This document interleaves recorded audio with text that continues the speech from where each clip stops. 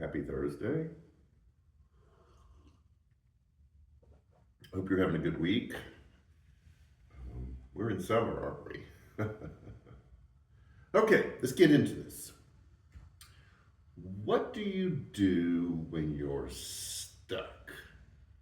Um, you're working on a project at your house and you can't seem to get past this thing that you don't know how it works, or you can't figure it out, or your mind has gone blank.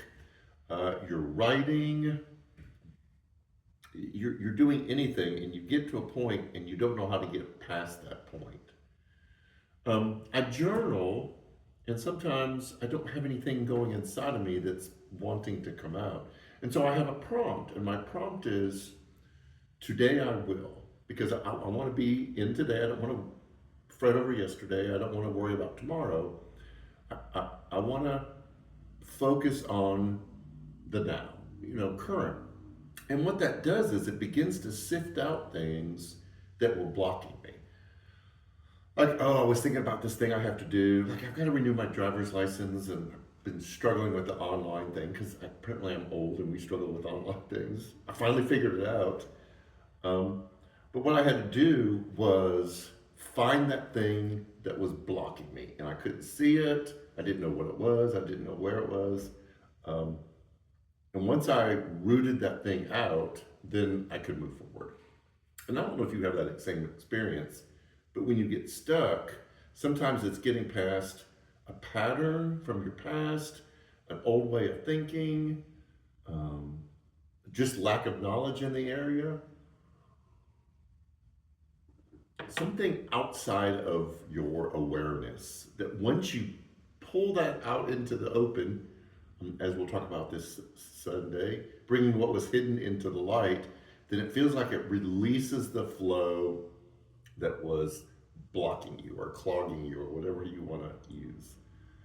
Um, I know I talk about the Enneagram a lot because it's been very revelatory for me that there are things about my personality, about how I'm wired, that were keeping me from having the relationships that I want to have, doing the kind of job that I wanted to have. And until I discovered those things and then brought them out and go, oh, this is why I react to people the way I do. This is why I have a tendency to have this kind of perspective on things. And once I was aware of it, I didn't overcome it. It's still there, but I know that it's there. My favorite example is in the movie A Beautiful Mind. Um, Russell Crowe, the main character in the movie, sees things that aren't there. He's battling schizophrenia. And once he learns to identify the things that aren't real, then he asks people, like he was at a party one time, he said, is there a man in a blue coat over by the table? And the person he asked was like, no, there's no one over there. And he went, oh, okay. Now he still saw the man in the blue coat, but he realized he wasn't real and it didn't need to get in his way. It didn't need to block him. So this Sunday in our series about being transformed, the first Sunday we talked about I can't, finally admitting that I don't have the control to make my life look like I want it to. And then last Sunday we said, but God can, and I think I'll let him. And then we kind of threw in the caveat, as I understand him, that I don't know everything about God, but just the little bit of faith that I have will help me surrender to him. The next step in that process is when you are surrendering to God, is bringing what is hidden into the light. This is finding the things that get in your way, that block you, that keep you from moving forward, that you're not aware of. It's a hard process. I try to do this regularly because it's important just to kind of flush the system.